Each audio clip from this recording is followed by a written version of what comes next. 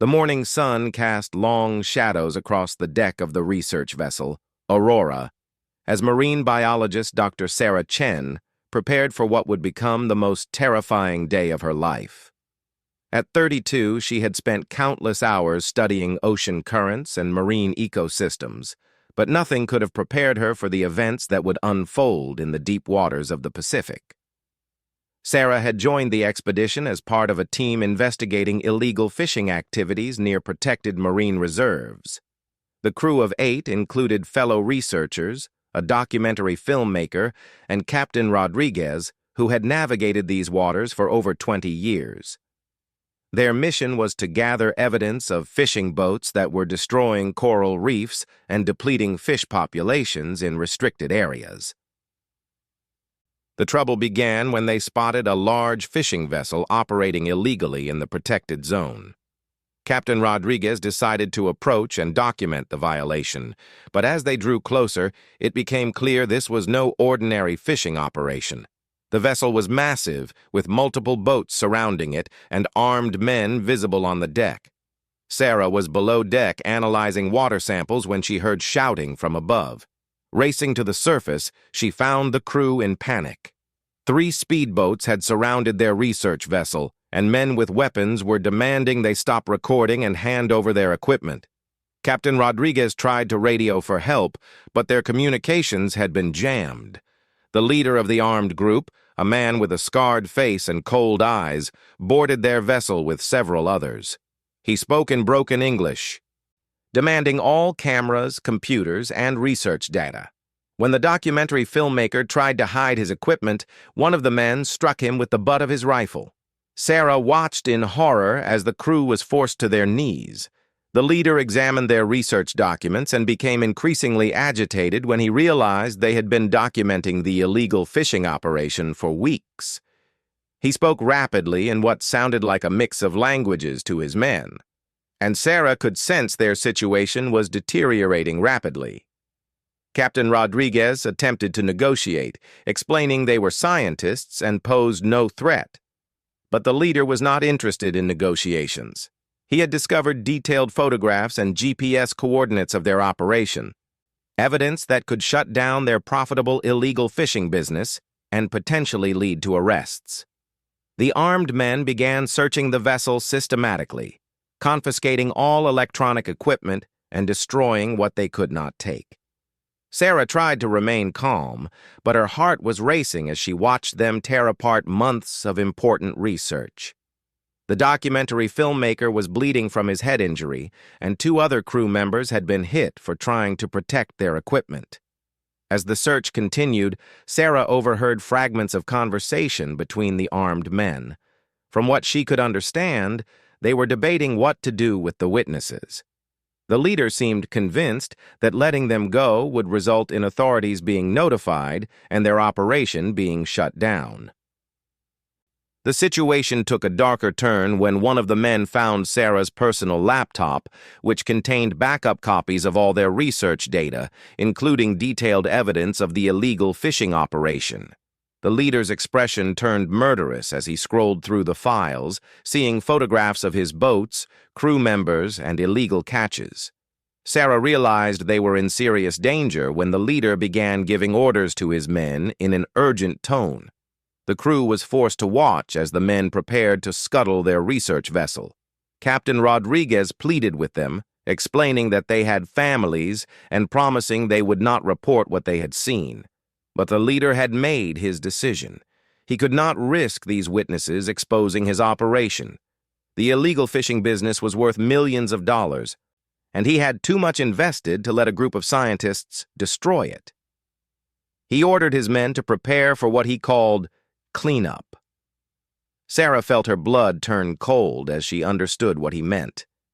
They were going to eliminate the witnesses and sink the research vessel, making it look like an accident.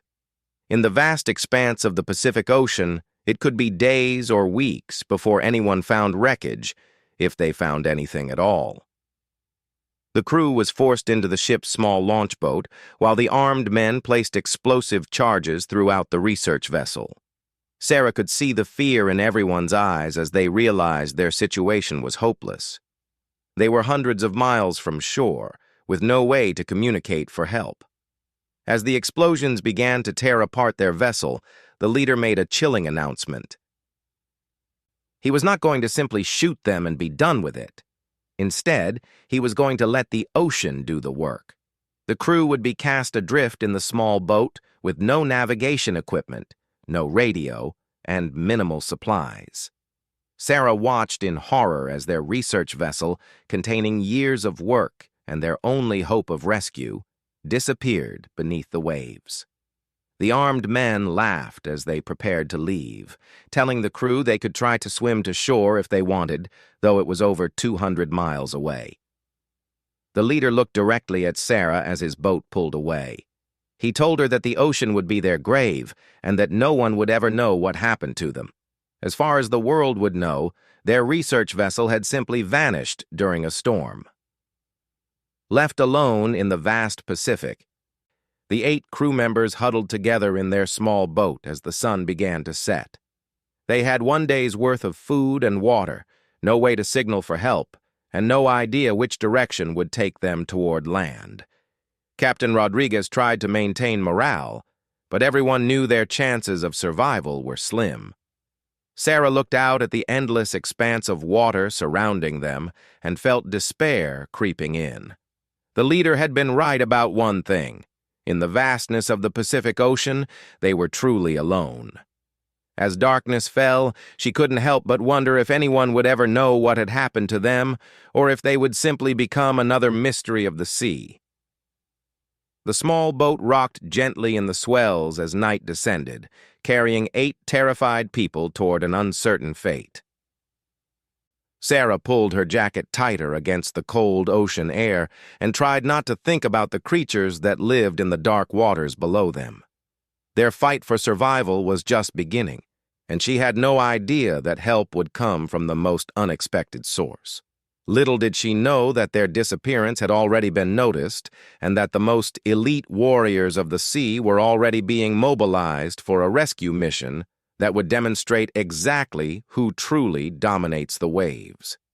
The ocean that their captors thought would be their grave would soon become the hunting ground for America's most deadly maritime forces.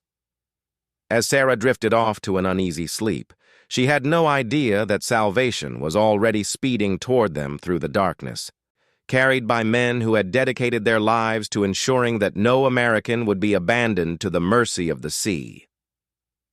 Dawn broke over the Pacific with Sarah and her crew still adrift in their small boat, now entering their 2nd day at sea. The tropical sun was already beating down mercilessly, and their meager water supply was running dangerously low. Captain Rodriguez had been trying to ration their supplies, but with 8 people in a boat designed for 4, resources were stretched beyond limits. Sarah's lips were cracked and her skin was burning despite her attempts to stay covered. The documentary filmmaker Marcus was in the worst condition due to his head injury from the previous day. He drifted in and out of consciousness, and Sarah worried about internal bleeding or concussion. Without medical attention, his condition would only worsen. What the stranded crew didn't know was that their disappearance had triggered a massive search and rescue operation. Dr. Chen's research had been funded by a joint program between the National Oceanic and Atmospheric Administration and the Navy, and when the Aurora failed to check in at its scheduled time, alarm bells began ringing at multiple agencies. Admiral Rebecca Torres sat in the command center at Naval Special Warfare Command, studying satellite images and GPS data from the research vessel's last known position. The Aurora's emergency beacon should have activated automatically if the vessel was in distress, but there had been no signal. This suggested either complete destruction of the vessel or deliberate sabotage. The admiral knew that time was critical. If the crew was still alive, they had perhaps 48 hours before dehydration and exposure became fatal. She made the decision to deploy SEAL Team 7, one of the Navy's most experienced maritime rescue units, led by Lieutenant Commander Jake Morrison. Morrison was a 15-year veteran of the SEALs, with experience in hostage rescue, counterterrorism, and maritime operations around the world. His team of 12 men had trained extensively for exactly this type of mission, deep water rescue and recovery in hostile environments. They were loaded onto a nuclear attack submarine, the USS Hampton, which could reach the search area faster than any surface vessel. As the SEALs prepared their equipment aboard the submarine, intelligence analysts were piecing together what had happened to the research vessel. Satellite imagery showed unusual activity in the area where the Aurora had disappeared, including several unidentified vessels that had since vanished. Radio intercepts suggested the presence of illegal fishing operations, possibly connected to organized crime syndicates. Back on the lifeboat, Sarah was struggling to keep her crew's spirits up as their third day at sea began. The sun was relentless, and they had finished their last drops of water that morning. Captain Rodriguez had managed to catch some rainwater during a brief shower the previous night, but it wasn't nearly enough for 8 people. The crew was beginning to show signs of severe dehydration and heat exhaustion. 2 of the younger researchers were becoming delirious, talking to people who weren't there and trying to drink seawater despite warnings about the salt content. Sarah knew they had perhaps 24 hours before people started dying. Marcus, the documentary filmmaker, had lapsed into a coma-like state. His breathing was shallow and irregular, and Sarah suspected he had suffered a serious brain injury. Without immediate medical attention, she didn't think he would survive another day. The weight of responsibility for her crew was crushing her spirit. Meanwhile, Lieutenant Commander Morrison and his team had reached the search area aboard the USS Hampton. The submarine's sophisticated sonar systems were scanning the ocean floor for wreckage of the research vessel, while the SEALs prepared for multiple scenarios. They had boats ready for water rescue, medical equipment for treating injured survivors, and weapons in case they encountered hostile forces. The search area was vast, over 200 square miles of open ocean, where the research vessel could have gone down. Morrison knew that finding survivors in this expanse would be like looking for a needle in a haystack, but his team had done impossible things before. They used advanced computer modeling to predict drift patterns based on currents and weather conditions. On their 4th day adrift, Sarah was barely conscious when she heard the sound that would save their lives, the distant roar of aircraft engines. She forced her eyes open and saw a Navy helicopter approaching from the south. With her last reserves of strength, she grabbed the emergency flare gun that Captain Rodriguez had saved and fired it into the sky. The bright red flare caught the attention of the helicopter crew, who immediately radioed the submarine with coordinates. Lieutenant Commander Morrison and his team launched their high-speed boats within minutes, racing across the waves toward the coordinates provided by the helicopter. Sarah could barely believe what she was seeing as the sleek Navy boats approached. Men in full tactical gear were operating the boats with precision and speed that seemed impossible in the rough seas. These weren't ordinary sailors. Everything about them spoke of elite training and combat experience. Morrison's boat reached the life raft first, and Sarah watched in amazement as the SEAL commander leaped aboard their small vessel without hesitation. His first priority was medical assessment. He quickly checked each crew member's vital signs and determined that Marcus needed immediate evacuation to the submarine's medical facility. The rescue operation was executed with military precision. Within 30 minutes, all 8 crew members had been transferred to the submarine, where Navy medical personnel began emergency treatment for dehydration, exposure, and injuries. Sarah found herself in the submarine's medical bay, receiving IV fluids and watching as medics worked to stabilize Marcus. Lieutenant Commander Morrison came to check on her condition and asked for a detailed report on what had happened to their research vessel. Sarah told him about the illegal fishing operation, the armed men who had captured them, and how they had been deliberately cast adrift. Morrison's expression grew increasingly serious as he listened to her account. The SEAL commander immediately relayed Sarah's information to Admiral Torres, who realized they were dealing with more than just a rescue mission. The people responsible for attacking the research vessel were still operating in the area, and they had attempted murder by abandoning the crew at sea. This was now a matter of national security and justice. Morrison's team began planning a secondary mission while the submarine headed toward port with the rescued crew. Using Sarah's detailed descriptions and GPS coordinates from their research data, they had identified the likely location of the illegal fishing operation. Satellite surveillance confirmed the presence of several vessels in the area, including the large ship that had served as the base for the attack.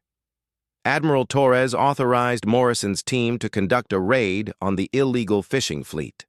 The operation had multiple objectives: gathering evidence of the illegal activities, arresting those responsible for the attack on the research vessel, and sending a clear message that the United States Navy would not tolerate attacks on American citizens in international waters. The SEALs prepared for a night assault on the fishing fleet. They would approach underwater using specialized diving equipment, board the vessels simultaneously, and neutralize any armed resistance. Morrison knew that the element of surprise would be critical, as they were outnumbered by the criminal organization. Sarah, now recovering in the submarine's medical bay, learned about the planned operation from Morrison. She provided detailed descriptions of the men who had attacked them, including the scarred leader who had ordered them cast into the sea. She also gave the SEALs access to her backup research data, which contained crucial evidence of the illegal fishing activities. As night fell over the Pacific, Morrison's team prepared for their assault. They would launch from the submarine while still several miles from the target, approaching underwater to avoid detection. Each SEAL carried specialized equipment for boarding operations, along with cameras to document evidence and medical supplies for potential hostages. The illegal fishing fleet had no idea that the most elite warriors of the sea were approaching through the dark waters. The criminals who had thought they could eliminate witnesses with impunity were about to learn that the ocean they considered their domain actually belonged to the United States Navy SEALs. Morrison checked his equipment one final time as the submarine approached the launch point. In a few hours, justice would be served, and the criminals who had tried to murder innocent researchers would discover that no one escapes the long arm of American justice on the high seas. The ocean that had been meant to be Sarah's grave would instead become the hunting ground where her attackers would face the consequences of their actions. The Pacific Ocean was eerily calm as Lieutenant Commander Morrison and his 11-man SEAL team slipped beneath the surface 3 miles from their target. Using advanced rebreather systems that left no bubbles, they moved through the dark water like ghosts, guided by underwater navigation systems toward the illegal fishing fleet. Above them, the criminals continued their operations with no idea that justice was approaching from below. The large mothership was brightly lit, with smaller vessels clustered around it like parasites.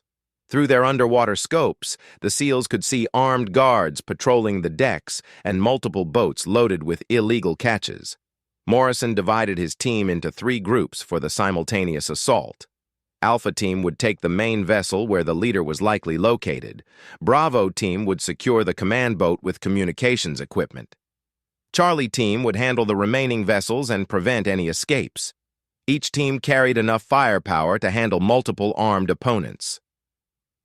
As they approached the hulls of the vessels, Morrison's team could hear the sounds of activity above: engines running, men shouting orders, and the mechanical noise of processing equipment. The illegal operation was running at full capacity, processing tons of fish taken from protected marine reserves. The SEALs attached their climbing equipment to the hull of the main vessel and prepared for simultaneous boarding. Morrison gave the signal, and within seconds, all 3 teams emerged from the water and began scaling the sides of the ships. Their movements were silent and coordinated, refined through countless hours of training. Morrison was the first over the rail of the main vessel, followed immediately by his 3 team members. They moved across the deck like shadows, neutralizing guards with non-lethal force before they could raise an alarm. Their goal was to capture the leadership alive for prosecution while documenting evidence of the illegal operations. The scarred leader who had ordered Sarah and her crew cast into the sea was in the ship's wheelhouse, reviewing manifests of their illegal catch. He had no warning before Morrison's team burst through the door, weapons trained on him and his lieutenants. The man's eyes widened in shock as he realized his operation had been discovered. Morrison identified himself as a United States Navy SEAL and ordered everyone to surrender. The leader reached for a weapon, but found himself face down on the deck before he could draw it. These were not the helpless researchers he had terrorized. These were America's most elite warriors, and his reign of terror on the high seas was over. Simultaneously, Bravo and Charlie teams were securing the other vessels. The criminals had expected to operate with impunity in international waters, but they had underestimated the reach and determination of the U.S. Navy. Within 20 minutes, the entire fleet was under SEAL control. The teams began systematically gathering evidence of the illegal operations. They found tons of fish taken from protected areas, equipment for destroying coral reefs, and documents proving the scale of environmental destruction. Most importantly, they discovered communications equipment that had been used to jam the research vessel's distress calls. Morrison interrogated the scarred leader personally, demanding to know the location of any other crew members or hostages. The man initially tried to claim he didn't know what Morrison was talking about, but when confronted with detailed descriptions from Sarah and evidence from the crime scene, he realized his situation was hopeless. The leader eventually confessed to ordering the attack on the research vessel and attempting to murder the crew by casting them adrift. He revealed that this was part of a larger criminal enterprise that included human trafficking, drug smuggling, and environmental terrorism. The illegal fishing was just one profitable component of their operations. As dawn broke over the Pacific, the full scale of the criminal operation became clear. The SEALs had captured over 40 suspects and seized evidence that would lead to the dismantling of an international crime syndicate. The environmental damage alone was estimated in the millions of dollars, with protected marine ecosystems devastated by illegal fishing practices. Admiral Torres received Morrison's report via satellite communication and immediately coordinated with international law enforcement agencies. The captured vessels would be escorted to port by Navy ships, and the suspects would face charges in multiple jurisdictions. The evidence gathered by the SEALs would be crucial in prosecuting what was now recognized as one of the largest maritime criminal enterprises ever discovered. Back aboard the submarine, Sarah was recovering when Morrison brought her the news that justice had been served. The men who had tried to murder her and her crew were now in custody, and their criminal empire was being dismantled. She broke down in tears of relief, finally able to process the trauma of what they had endured. Marcus, the documentary filmmaker, had stabilized after emergency surgery aboard the submarine. The Navy doctors had managed to relieve pressure on his brain caused by his head injury, and while he would need extensive rehabilitation, he was expected to make a full recovery.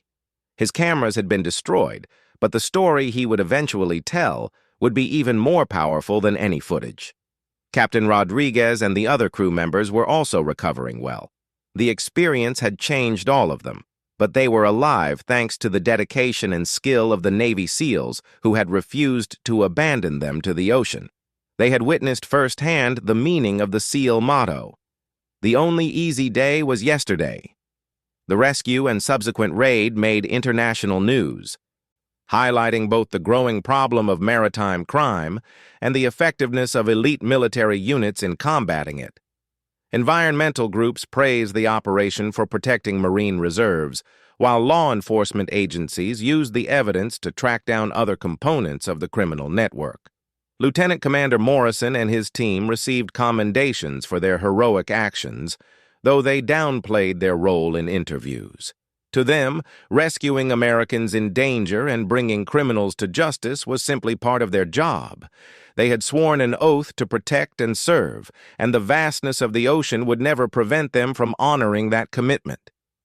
Sarah returned to her research work with a new appreciation for the men and women who protect America's interests around the world.